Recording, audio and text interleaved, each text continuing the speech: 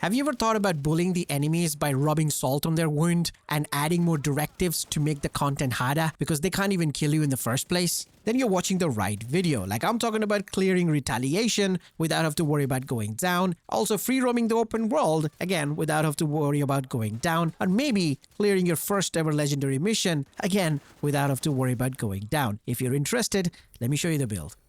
Now, before I show you the build, I actually want to talk about the specialization here a bit because I do feel like the specialization plays a very important role on the build. I mean, most specialization do. Normally, people say that use whatever specialization you like, and most of the time, people do end up using gunner specialization. I myself, in my previous build, I said I used the survivalist specialization because it was playing an important role on that build. But for this one, I'd say use the technician specialization. Now, why is that? Well, first of all, you get 1 skill tier, which is always really handy because now you can have a 6 skill tier shield and you'll have like 19 to 20 million health on that shield, which is kind of crazy, I know. But you also get the purple hive, the artificial hive. See, when Foundry heals you, it also heals the shield, but it doesn't do a better job in healing the shield that much, like it heals you, for example. So most of the time people complain that my shield is getting shredded and stuff like that. If you use the purple hive, it's actually going to heal the shield. Now, since we have 2 skill tier on it, the healing will be really good. Now, on top of that, you can actually do more damage to those pesky warhounds and, skills and drones and stuff like that.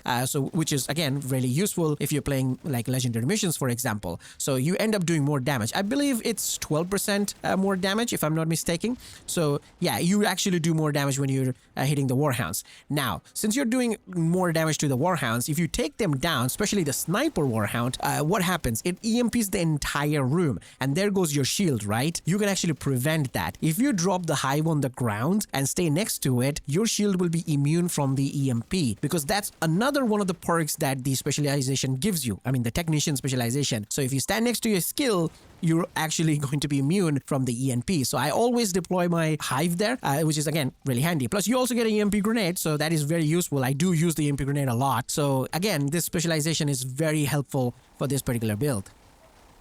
Now, as for the build, well, this is the build over here. As you can see, we have a very simple and easy setup here. We just need 3 pieces of Foundry Bulwark, obviously 2 pieces of Imminence armaments, and also the Ninja Bike Messenger backpack. Together, all of these combined, we can get 4-piece set bonus for the Foundry and also 3-piece from the Imminence armaments, because obviously the Ninja Bike Messenger backpack. Now, previously, I added the Memento backpack. The build is already there on the channel. I made it like 3 months ago, but that was way too tanky, like too much survivability on that, and the damage was not that high. But this one, I actually added more damage, took away a little bit of survivability, but it's still really amazing. And I feel like I found a better, like a balance there of damage and survivability. And I feel like this build is performing way better than the previous version.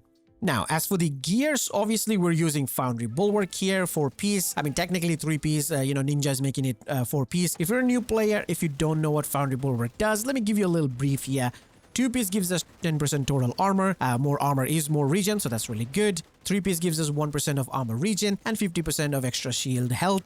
And 4-piece is where all the magic happens. You get the talent makeshift repairs. Whenever you or your shield takes damage, 25% of that amount is repaired to both over 10 seconds. Now, you need to make sure that you use your shield and just tank the shot directly onto your shield. You don't want to take too much damage from enemies from every angle, even though this says that it heals you. You will go down if you take too much damage. I mean, you can survive than normal. Like normally you're taking damage on any build, you'll die. But with this, you won't. You will survive it, but not a lot of it. Okay, so you have to be careful. You can have enemies on your flank shooting at you. You will survive that, but not too many of them. You just have to be careful, okay? I mean, you will going to get shot from every angle, let's be honest. But this will make sure you're gonna stay alive. And in many situations, when your armor goes almost 0, you pop the shield out, you'll see how crazy your healing is. It is really, really solid. But just make sure to not stand there and do nothing, because you will go down if you do that.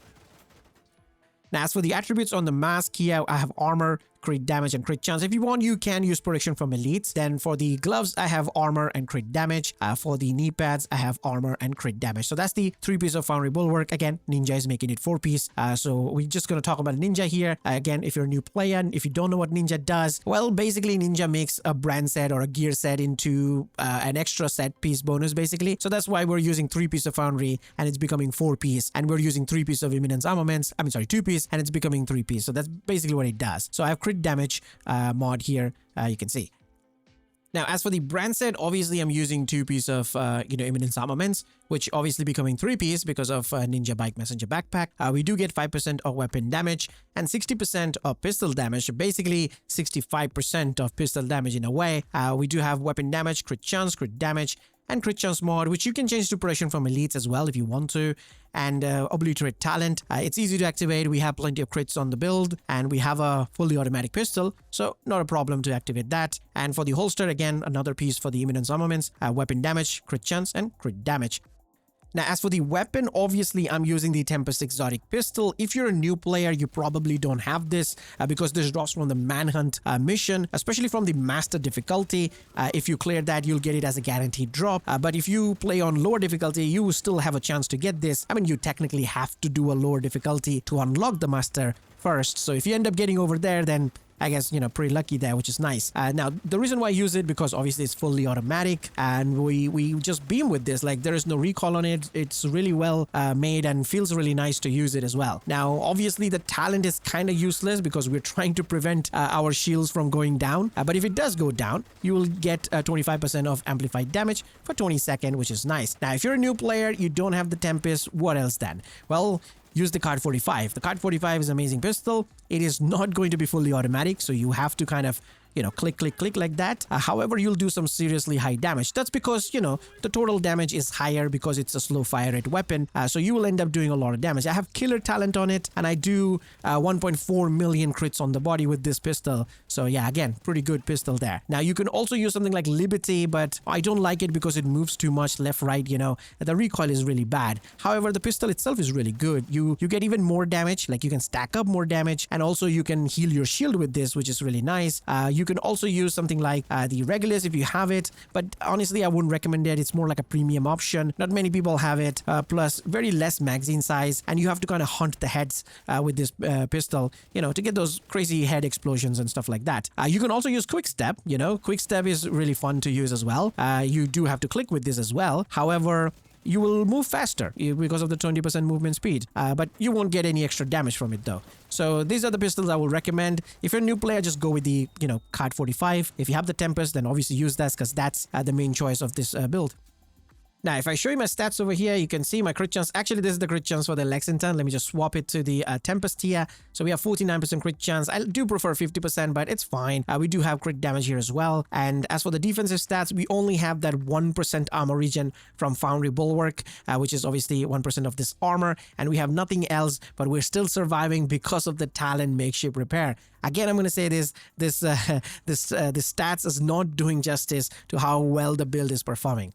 So that's basically for the build. I'm actually working on another build right now, which is going to be a full-on DPS build. It is actually doing a little bit less damage than Striker, but is, again, very high in terms of damage. And you don't even have to worry about building up any stacks or anything like you do with something like Striker or Heartbreaker. It's not a gear set build. So if you want to watch that, stay tuned on the channel. Make sure you subscribe. And obviously, like this video if you like the build, obviously. And I will see you guys in the next one. Till then, peace.